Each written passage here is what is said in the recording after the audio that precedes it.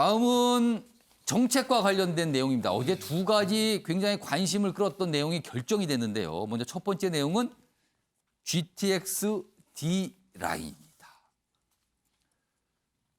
원래 공식 명칭은 GTX D 라인은 아니에요. 그런데 통상 그렇게 부르죠. 강남 안가는 김부선, 5호선 김포 연장, 서부권 민심 북을. 김부선은요.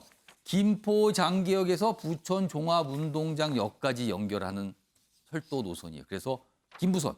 이거를 보통 GTX D라고 불렀어요. 근데 원래 이제 이쪽에 계신 주민들분들께서 이거 서울 강남으로 연결해달라 이런 요구를 계속 해왔거든요. 근데 안 됐습니다. 그냥 원래 초기에 나왔던 안대로 그냥 김부선이 된 겁니다. 여기 보면 4조 추가 투입, 수도권만 집중 투자 부적절 이런 목소리를 감안한 듯하다. 그러나 주민들 좀 반발하는 목소리 벌써 나오고 있거든요. 반면에 광주 송정에서 서대구를 잇는 달빛 내륙철도 이게 막판에 반영이 됐어요. 이게 경제성이 없다는 평가를 받았거든요. 근데 막판에 들어간 겁니다. 그러니까 더 반발이 있어요. 다음 기사 보겠습니다.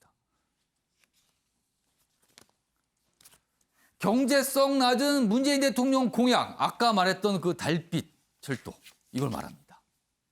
문재인 대통령 공약은 살리고 김포 주민들이 원했던 GTX-D, 강남 연결은 빠졌다. 이런 반발입니다. 그래서 이런 얘기가 나와요. 분노 감당해야 할 것이다. 이렇게 돼 있습니다. 앞선 기사 다시 한번 좀 보겠습니다. 여기서는요. 달빛 내륙철도는 막판에 반영이 됐다. 이게 경제성이 문제가 있는데 이게 공약사항이었거든요. 그리고 옆에 지도로 가겠습니다. 지도를 보시면요. 이른바 이제 김부선이 여기입니다. 여기서부터 여기까지 부천까지죠. 이 김부선인데 원래 강남 쪽으로 더 연장을 해달라는 요구가 있었거든요. 그런데 이번에 그건 안 되고 여기서부터 용산역까지 요거는 추진해보겠다. 기존에 있는 노선을 활용하는 방법은 추진해보겠다. 이렇게 결정이 된 겁니다. 이 얘기 좀 해보겠습니다. 최영하 고문. 네. 이게 좀 불만이 나오겠는데요. 나오죠. 왜냐하면 저런 GTX 역에 있어서의 인근에 있는 소위 말하는 역세권이라는 지역에서의 예. 아파트 값은 평균 17%가 지금 올랐습니다. 많이 오른 데는 25%까지 오르고요. 그렇다 보니까 굉장히 재산상 문제도 굉장히 많고요. 그다음에 뭐 부천까지 오는 부분들이 있다면은 거기서부터 어떻게 더 직장을 더 갈 수 있느냐, 갈아타야 되는 지금 문제가 생겼지 않습니까? 그런 문제들 전체로 봤을 때 이 부분이 사실 지역 발전에 도움을 되냐 안 되냐 이런 문제로까지 다 되기 때문에 예. 굉장히 지금 뭐 우리가 아파트만 짓는다 그래서 거기가 분양이 잘 되고 이런 건 절대 아니지 않습니까? 그래서 도로 인프라망까지 종합적인 것들이 나와야 되는데 그런데 지금 주민들하고 얘기하는 과정, 설득하는 과정, 그다음에 이 사업의 타당성 과정 이런 것들이 굉장히 생략되는 그런 부분들이 있으니까 주민들이 반발할 수밖에 없고요. 사실 신분당선이 생겼을 때 예. 분당하고 강남하고를 연결시켰지 않습니까? 예. 근데 그러다 보니까 신분당 거기 거기 정자역 이런 데 부분들에 예. 상권이 또 죽어요. 그걸 타고서 다 강남 가서 어떤 생활을 하고 오고 등등 여러 가지 지금 고려할 부분들이 굉장히 많음에도 불구하고 일방적으로 간 부분 이 부분에 대한 지금 주민들의 지금 반발이라 생각하고요. 그러다 보니까 이제 내년에 대선이 코앞에 있지 않습니까?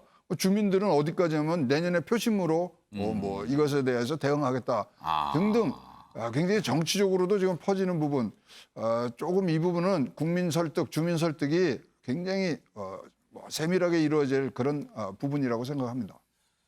김영희 교수. 네. 특히나 달빛 내륙철도. 사실은 문재인 대통령 공약상으로 좀 알려지고 있는 내용이잖아요. 근데 지난 4월에 공청회 당시에 어떤 이런 계획안이 공개됐을 때는 거기엔 들어있지 않았어요. 근데 이번에 포함된 거거든요. 네. 그러니까 주민들이 더 반발하는 거 아닐지 모르겠습니다. 경제성 논리 이전에 정치적 논리가 들어가 있는 것 아니냐. 그럼 정치적 논리 속에서 김포 지역에 있는 주민들은 철저하게 소외된 것 아니냐. 이런 비판들이 충분히 나올 수 있는 대목으로 볼 수 있습니다. 우리가 GTX를 결국은 도입하게 됐던 결정적인 이유를 생각해 보게 되면 수도권에서 서울 도심과 조금 떨어져 있는 지역이 얼마든지 직장과의 그 편리한 교통을 연결할 수 있게 해서 만든 공간인데 저렇게 GTX 뒤 라인을 조금 전에 보게 되면 구태여 부천까지 내려가야만 하는 수고를 겪어야 되는 거거든요. 아무리 빠르게 간다 하더라도 결국은 돌아갈 수밖에 없는 구간들. 그러니까 주민들이 과연 이런 교통망들을 원하기 위해서 정부가 국가 철도 계획망들을 확정짓는 것인가에 대한 문제가 제기될 수 있죠. 제일 중요한 건 우리 지난번 4.7 보궐선거 앞두고 여야 정치권이 제일 많이 간 데가 어디입니까? 부산 가덕도 신공항이죠. 4.7 보궐선거 끝나고 나서 어떻게 됐습니까? 가덕도의 가짜도 지금 얘기를 꺼내는 사람들의 뉴스를 보기가 어렵습니다. 대통령 선거가 다가오면 또다시 가덕도 신공항을 가지고 다시 들썩일 가능성이 높다고 생각되는데요.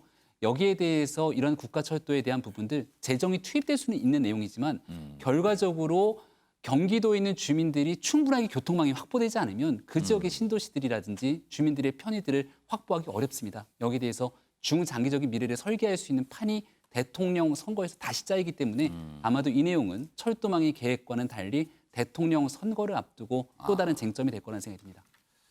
자, 철도망. 물론 뭐 정부는 장기적인 계획에 따라서 필요한 부분을 정한 것이다. 이렇게 설명할 수 있습니다만 또 해당 주민들께서는 또 반발하고 있는 상황입니다. 이게 어려운 참 숙제입니다. 다음은 재난지원금 관련 내용입니다. 어제 당정이 결정을 했습니다. 그동안 참 얘기가 많았어요. 전 국민 대상이냐? 아니다. 70%까지만, 소득 하위 70%까지만 하자. 뭐 이런 주장인데 중간 지점이죠. 80%로 결정이 됐어요.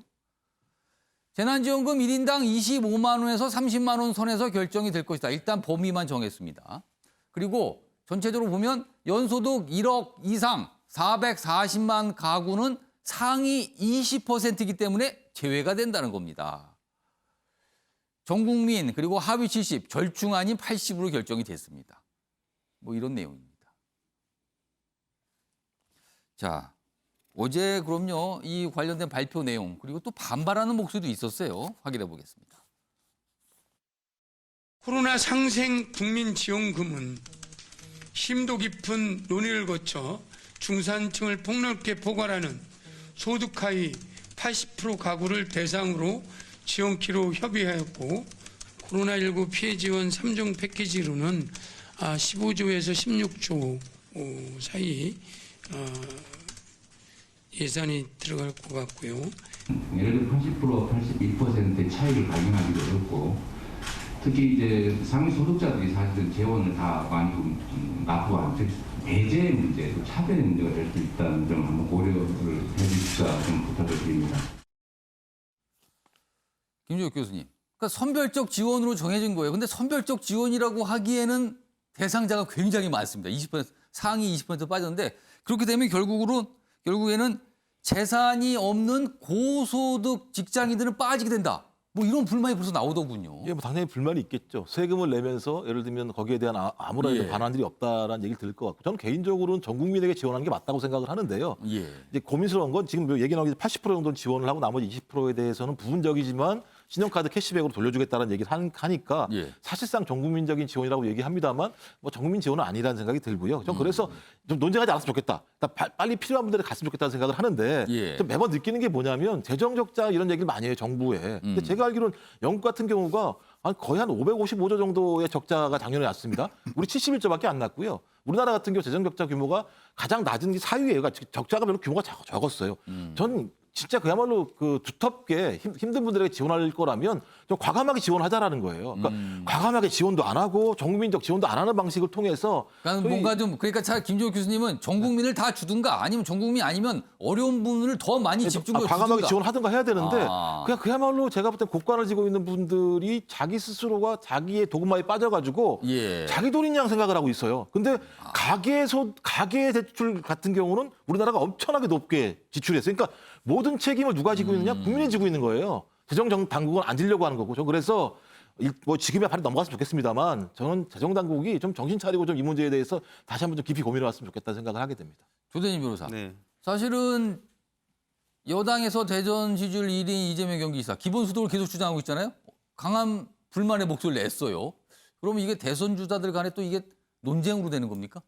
뭐 전체적인 취지는 동일하다고 보고요. 이제 다만 이재명 지사 측에서는 이제 전 국민 대상으로 해야 되고 또 80%하고 81%가 차이가 그 기준이 뭐가 얼마나 다르냐 뭐 이런 식으로 얘기를 하는 것 같은데 저는 81% 속하신 분이 못 받는다는 거죠. 그렇죠. 81%부터는 못 받으니까. 하지만 아까도 설명을 교수님께서 해주셨지만 전체적으로 그 외의 방식으로 이제 뭐 배제되는 부분이 있기 때문에 예. 조금 더 지금 눈에 보이는 측면에 대한 지원은 조금 80% 하위 소득 하위 80% 부분에 집중적으로 지원되는 게 좀 맞지 않나라는 그런 생각은 좀 듭니다. 네. 네, 최영호 고문님. 저는 근본적인 질문을 좀 하고 싶어요. 지금 우리나라가 4.2% 성장을 한다 그러잖아요. 예. 최근에 한 10여 년 만에 최대 성장입니다. 어. 이렇게 잘 나가는 나라에서 왜 추경을 해서 지원을 해야 되죠?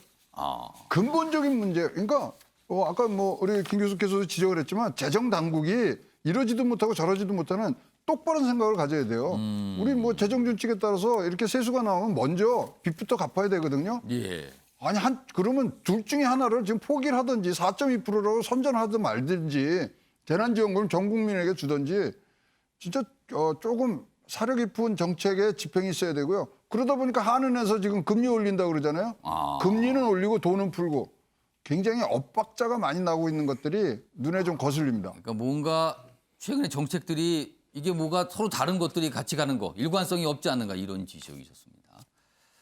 다음은 좀 마지막 기사가 될 것 같네요. 다음 기사 보겠습니다. 백신 접종인데요. 9월 수능 모의 평가 요걸 보게 되면은 백신 접종 대상자가 되죠. 수험생, 고3들이니까. 화이자 맞으려는 일반인이 몰려서 조기 마감됐답니다. 일반인들이 시험 본다고 신청한 거예요.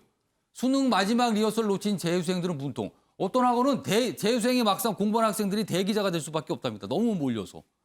이거 이상한 거 아닙니까? 그러면 이거? 김명희 교수. 네. 이거 예상됐던 거 아닙니까? 이거? 충분하게 예상될 수밖에 없는 상황이었죠. 그리고 화이자 백신에 대해서도 마찬가지로 여기 접수하게 되면 우선 접종 대상자가 된다면은 우리가 왜 수학 능력 시험 때만 되면 전 국민이 내 아이나 본인이 수능 대상자가 아니더라도 그때 시험을 치렀던 전 국민적 기억들을 갖고 있기 때문에 출근 시간도 배려를 해주고 각종 모든 일들에 대한 배려를 하게 됩니다.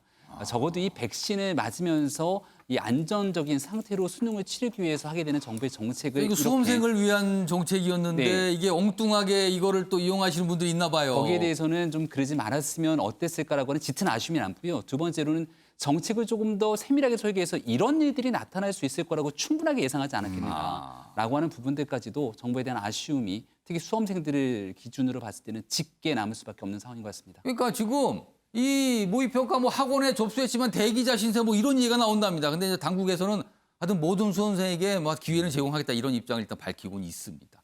이건 반드시 해야 될 것 같습니다. 자, 아침의 매일경제 오늘은 여기서 마무리하겠습니다. 시청해 주신 여러분 고맙습니다.